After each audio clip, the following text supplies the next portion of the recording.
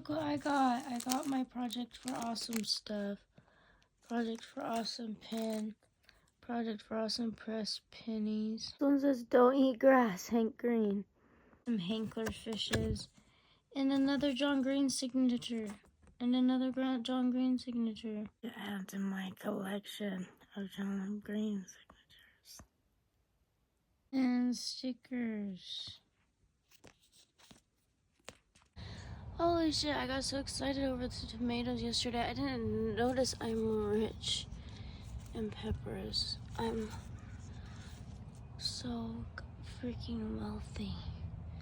Wow.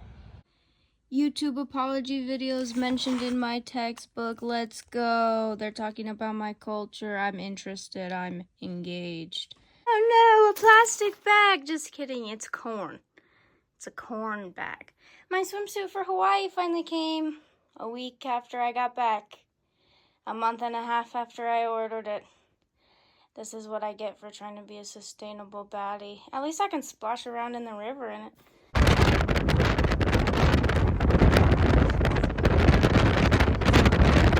Gonna realize that you don't even have to try any longer. Do what you want to. Girl, put your records on. Well, I'm having a moment. My vape that I accidentally bought started and got me addicted to nicotine. God, it started tasting like technology. It was over. So I threw it at the wall and I said no more. Then I went all day today without vaping. Good girl. Spent most of it sleeping and doing homework, so it was pretty simple to avoid. Then Sunday dinner started wanting it so bad. Took hits off of my cousin's girlfriend's vape. She shot a move. She's gonna get me the tallow. I'm so pumped about that. Less pumped about me taking hits off her Baja Blast flavored vape. Real thing. Then I just went to the gas station and bought this, which is a disposable. It's against my ethics.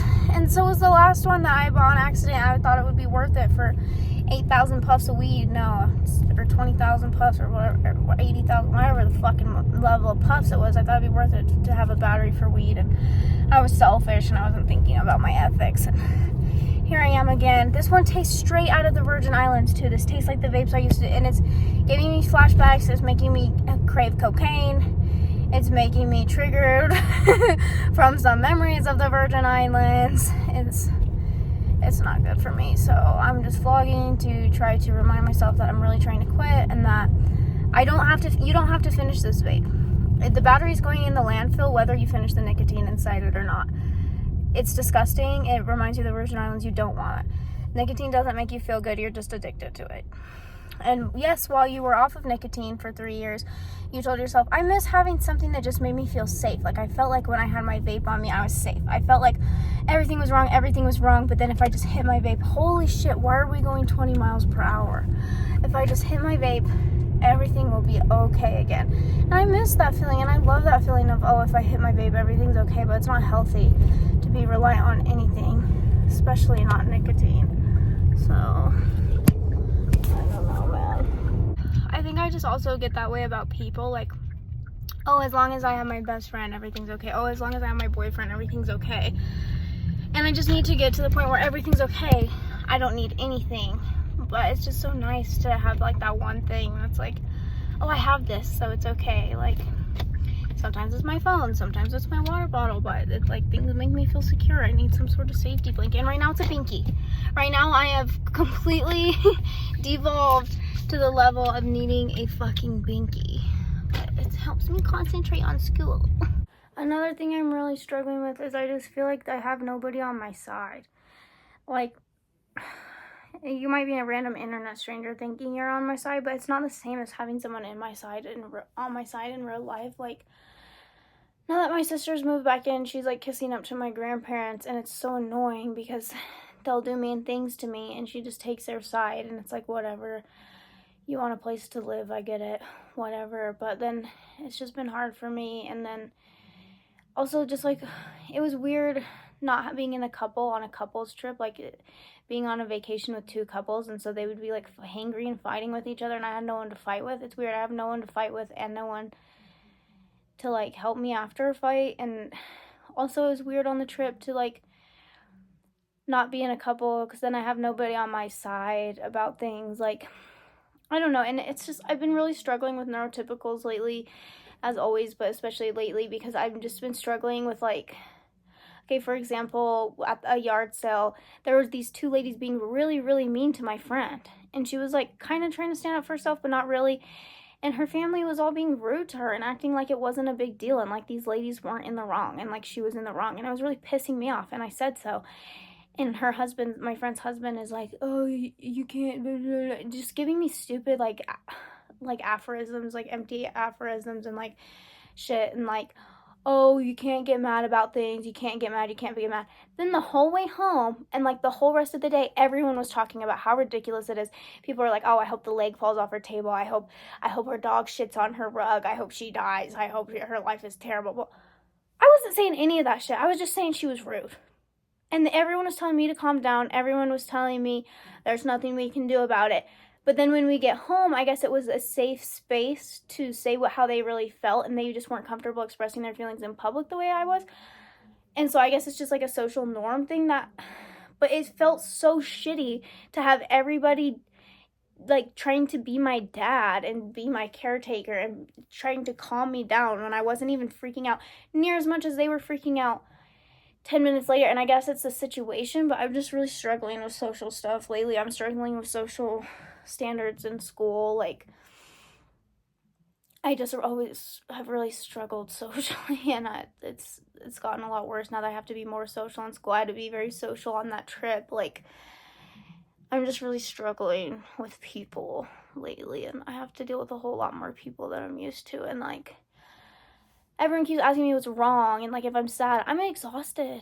I'm so burnt out. Like, I feel like my body hasn't fully caught up to regular people time yet. My grandparents wake up at 5 in the morning. I'm a light sleeper. Once they're up, I'm up. Like, but then I keep being so exhausted, I'm not even a light sleeper anymore. I fall asleep in the middle of the day because I'm just so exhausted. Like, 16 credits is a lot.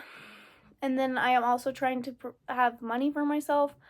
And then I'm also trying to, like, take care of my body and myself. Like, I've always said, like, I don't know how people work jobs and shower every day and, like, do their skincare and eat and clean and cook and blah, blah, blah. Like, and now I'm really starting to know they don't. Like, you guys are all neglecting your personal health, and now I am too, now that I'm in school. And it's just, I went on a run today. I did shower. Like, I didn't even take my pills, though. See? Like, I need to go take my pills right now. Okay, bye. I also have someone who is not neurotypical frustrating me. I do have a neurodivergent person frustrating me, and that is one of my professors.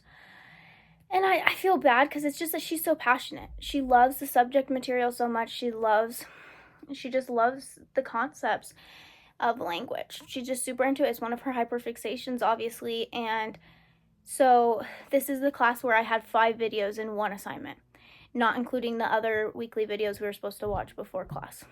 We have class 2 times a week, and we're usually supposed to watch, like, a couple of videos before class. Usually crash course, fine, whatever. Introduce the concepts. Then if you have questions, you can ask them in class. Then it gets you used to the concept. I get watching videos.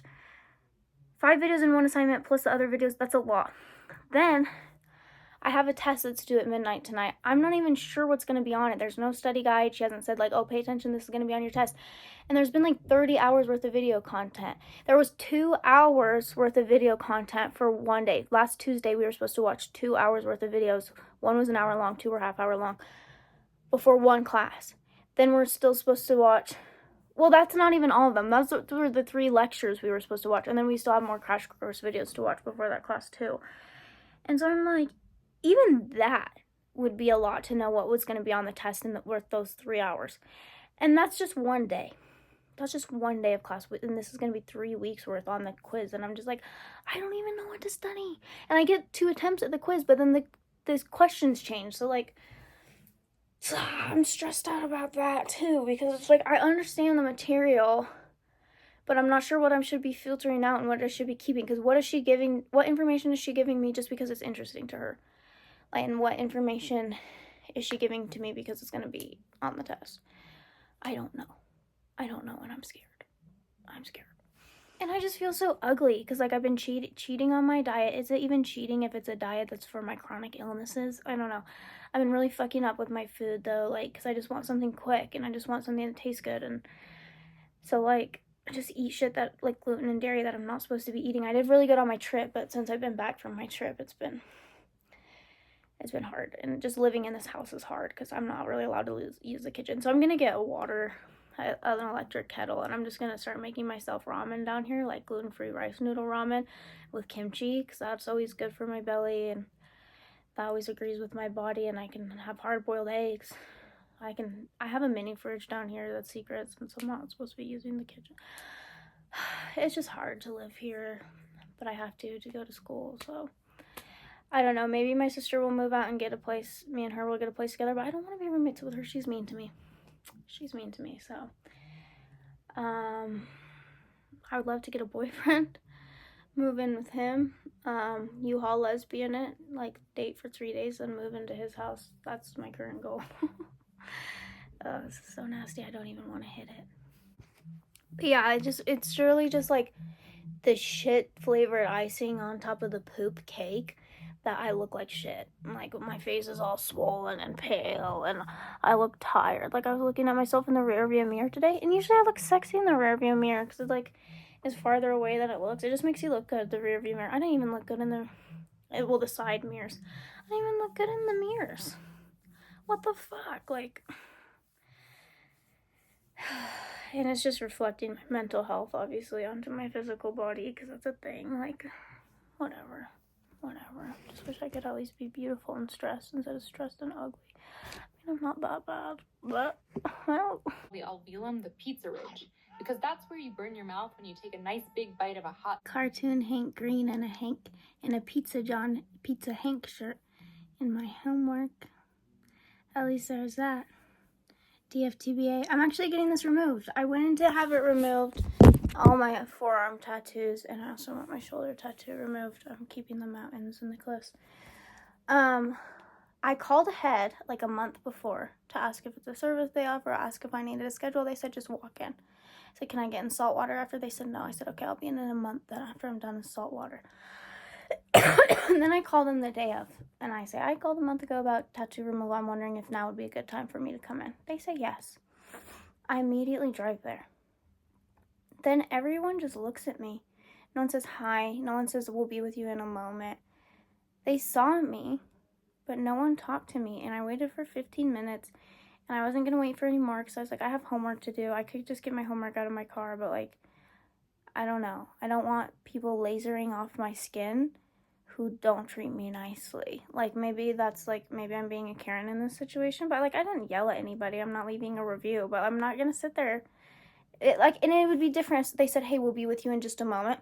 I would have probably waited an hour at that point until even if they didn't check in again. If they didn't check in again for a whole hour, then that probably would have been where I left. But I'm not waiting an hour for someone who hasn't even said, we'll be a moment. And there was a girl waiting for her mom next to me who was back getting worked on. Like, they were busy. I'm fine with that, but just, like, talk to me. I don't know, just let me know. And there was other workers that were not busy. So I'm like, I asked her, I'm like, oh, what's she getting done? Hoping it's just, like, a quick piercing or something. She's like, oh, she's getting her tattoo covered. The cover-up. I'm like, oh, shit. Like, that could be a long time. So that's after she told me that's when I left. I was like, fuck that. I get it. I'm a walk-in. Like, I'm gonna have to wait. Like, I was fine. I just want to be talked to. That's my thing. So I booked an appointment instead at, like, a laser place that does, like, laser hair removal and other stuff too. It's gonna be more expensive. Like, this place was cheap as hell, but my grandparents were the one paying for it. You're a rich girl, and you're gone too far, 'cause you know it don't matter anyway. You can rely on my old man's money. You can rely. Okay. I'm just procrastinating. That's why I'm talking to you. I know all this is useless and not entertaining content and all. It's just... I don't want to take this test. Okay, actually, this is the hardest test I've ever taken in my life. Match the sounds below to the sound that is most similar, differing only by one characteristic, either voicing, place, or manner. Use the IPA chart to help you. So some of them are easy, like this l sound, the l sound. Okay, so, like, I go here, and it's like, okay, And I can go here too, and I can hear it. La. La. La. And it's like, okay, well, the upside down R, that is the sound. Ra. Ra. That's really close. It's just, this one's a lateral approximate, this one's approximate. They're both voiced. We know that from the IPA chart because left are voiceless, right are voiced. So it's a voiced, they're both voiced alveolar sounds. But one's a lateral approximate, one's an approximate. So I get that. And some of them are easy like that. But like, I don't know. T? We need to work through this together, guys. I need your help. It's not actually a T. My teacher would get mad at me for saying that, but T. Da. No, Ta. Ta. Ta. Ta. Okay. That one. Is it close to that one? Is it close to this? Tha. Tha. We know that T is voiceless. Not T, sorry. We know that Ta is voiceless. And we know that this is voiceless. They're both dental and they're both fricatives. That's gotta be it, right? But I put that for and this doesn't make sense to me because the ones that I think should be options aren't options. So I guess I'm so fucking wrong. How does the pronunciation of 4-year-old? I'm supposed to. Okay.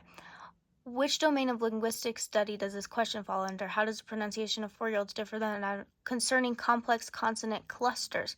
Right? Phonetics is sounds. Phonology is how sounds interact. So I would think a cluster would be phonology, which would be blue. Blue is not an option. So it must be green because it sounds, but... Oh my god, now I just realized I've been thinking this sound. Na. Nah. Na. Nga. Nga. I've been thinking these are the same fucking thing. I think that really fucked me up on the other one. I'm just realizing now that I'm having to fucking match all these with their fucking manner of articulation. I couldn't find the fucking option for a retroflexive nasal. And fucking, I was like, this quiz is goddamn wrong. No, I'm wrong. This is stressing me out. I don't like this. I'm dropping out. Okay, what about the sh sound, right? This one. Sha. Sha. Sha. Okay. It says it's post-alveolar fricative. There's no fucking option for that. So is it an alveopalatal fricative? Because it's still on the palate, right? But it's post. It's after. It's further back from that palate. What the fuck? What the fuck? What the fuck? What the fuck? I don't understand. Cue me a week ago being like, I hope I learn new things. I'm not learning anything. Okay? I'm learning new things now.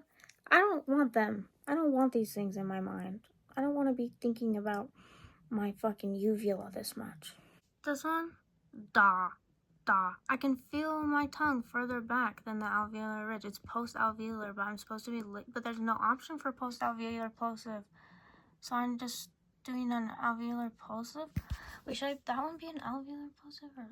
Oh, which one was I fucked up on? Oh, I'm lost. I'm too high for this quiz. I saw 41, and I thought it was 41% at first, and I got really scared, and then I saw it was 83%, and I was like, that's not much better. I mean, it's twice as better, but I got almost everything right other than that one, which I knew I fucked up because I knew it probably wasn't going to be the same one. And then got all of those right. And then I messed up this, which I think it was historical, but I don't know, that kind of made sense for me. And then this was just literally off the syllabus, so it's stupid that I got it wrong, probably just because I'm high and sleepy, because I was literally just matching things up with the syllabus. This, I don't know, it's probably this one. I don't know. And then, yeah. So I didn't do that bad, but I don't really feel like I have the energy to retake it. Because I technically get 2 attempts, but I'm like, I also can drop 1 grade. And let's just hope this is my worst test grade of the semester and I can just drop that one and I'll get A's on all the other one. But I'm pretty disappointed, but whatever. Wonder if those ones that I missed were from when I was gone, because I don't remember that from any of the videos. I I don't remember it from any of the class I attended where we talked about the difference between like a historical study and an ethnographic study. It sounds ethnographic to me because it's like relating to English. I don't know. I guess it's not. And then the other part, the part with the primates, I do remember learning that, and that was part of the assignment, but the assignment was locked. And I couldn't go back to it, and I was trying to find the same information online, and I don't know. Third week of school, or is it the fourth? I think it's the third. Third week of school, and I'm already repeating outfits. Oh well. Actually, it is the fourth week of school. I just checked. Made it 3 weeks with no outfit repeating. Probably helps that one of the weeks I was in a bikini the whole time and not going to class. My bangs are wet, not greasy. I'm hoping they'll dry on the way. Also, I just want to clarify, outfit repeating is good. Hot girls repeat outfits. Hot, sustainable girls, you know their outfits like the back of your hand because they're so sustainable, so sexy, so repeating their outfits. This is my blow dryer right now. It's kind of working. I'm so sick of group work. I am so fucking sick of group work. Today in my group, everyone treated me as a fucking idiot, as always, when I'm the only one who knows what the fuck is going on. Our group is supposed to name 10 examples of exigency, okay? I'm labeling them like crazy. I'm listing them off like crazy. Gun control, abortion, civil rights. Well, it was current, so I didn't say civil rights. I said police brutality, which is basically our modern day civil rights. Fucking hell. I'm listing them off like crazy. I'm going for it. Climate change, cannabis legalization, blah, blah, blah, blah, blah. They will not write a single one down. They're going, Rush. Rush is an example of extinction. No. The extingens in Rush would be recruitment. But of course, I'm the speaker of the group. I have to embarrass myself out of it. Oh, the paint party on campus, that was extinction. No, it wasn't! And they just think I'm some radical, some political. And it's not that. These are the examples: abortion, gun control. These are examples in our textbook. These are examples in our PowerPoints, in our lessons, in our lectures. These are the answers he wants. These are examples of extinction. Everyone's treating me like, I'm just sick. I know I've complained about it like 20 times, this same issue where the people in my group are stupid and therefore they think I'm stupid. And I know I was complaining about this before college in my comment section where people who are more stupid than me, stupider than me, are fucking calling me stupid. There's my cousin. I'm Benny Booba. Oh, it's so cute to go to college with my cousin. I guess I could just be happy about that. But I'm gonna hit this shitty vape because I'm fucking pissed off. I'm so sick of everyone treating me like I'm a fucking idiot when they don't understand even the basic fucking concept of this. They're not writing anything down. Our teacher keeps looking at us like, are you writing shit down? You have 4 minutes. You have 4 minutes. You have 4 minutes. No one's... Finally, I was like, you should probably... I literally said this. I said, you should probably just start writing my answers down because we need 10 of them. We need 10. I just feel like I'm at this weird point of intelligence where, like, I'm not smart enough to hang out with smart people and be surrounded by smart people. Also because I'm so insecure and it would make me feel insecure. But at the same time, I can't deal with stupid people. Like, especially with stupid people who don't realize how stupid they are. And I just don't really know what to do. Idiots! Savages! Idiots! And I'm not trying to be mean to stupid people. Like, it's honestly should be none of my business how stupid they are or what their understanding of the class. And that's why I'm just so sick of group work. My grade shouldn't be reliant on 3 people in my group who don't understand the assignment. And I didn't bring my computer to class because we've never used our computers in that class before. So I'm like, I'm not bringing my computer to class if we never use it. It's 4 weeks in. We're on week 4 and I've never used it before. So then I wasn't the one that got to write down and turn in the assignment. And I'm like, are you fucking kidding me? Are you, like, and they wouldn't write down my fucking answers. And then finally I like, handed her my thing. I'm like, you're going to want to write down my answers because we need 10 of them. And you guys have 2 and they're not even right. I didn't say that last part, but... And then when she said drug shows instead of drag shows. And then she's like, sorry, I couldn't read your handwriting. Bitch, you can't read. I'm pretty convinced you can't fucking read. Because what the fuck? Like... And I looked down, it's clearly an A. It's clearly, like, closed. It's an A. And it's just, like, so stupid. And it's the right answer. So you should probably just fucking write it down. Another topic while I'm in rant mode, something that's really been bothering me is overactive empathy. I know it's so cringe to be like, I'm an empath, so I'm not going to do that, but I will say my empathy is completely overreactive to the point where it has really affected my life in a negative way my whole life. And I empathize with the wrong people. I empathize with villains. And it's not good to empathize with villains because bad things happen to villainous people. They make their own problems, and then you're stuck feeling bad for them for problems that they created. For example, my mother. My sister has moved in with my grandparents. She has failed us both. My mother has failed as a mother. She has neither of her children really even talking to her at this time. She's trying to get us to go to the movies with her. She's trying to get us to go to dinner with her, and it makes me sad, and it makes me feel like a bad person, and I keep crying over it because I feel so bad for her that we don't like her. But we don't like her because she's treated us like shit our whole lives. But here I am feeling bad for her instead of feeling sorry for myself, for feeling sorry for the child that she abused, the children that she abused. Instead of feeling sorry for them, I am stuck feeling sorry for her. And just thinking about how sad it is that she wants to hang out with her kids and they don't want to hang out with her. And she's just a girl. She's just a girl. And she's a person, and that kills me. I want to be the type of person, like, I don't have the type of BPD where I split on people anymore because I've, like, worked on that so much. Like, I've worked on that symptom of BPD so much where I don't split on people anymore. Like, as much as I want to say Steven and Ethan are evil and bad people and there's nothing good about them, I can't feel that way because I've trained myself to see both sides. And I do think what they did is wrong, but I think they still have the capacity to become good people, and I still think there's some speck of goodness inside their hearts. So when something bad happens to them, I think of that bad thing happening to that speck of goodness. I don't think of the bad thing happening to as a consequence to their bad actions. I think of them as a victim, and that's something that I need to recenter that, because I went from thinking, oh, this person's evil, they deserve it, to thinking, oh, this person's not evil and they don't deserve it, and I need to think this person's evil and they deserve it, but they're still a person. I don't know if I'm making any sense.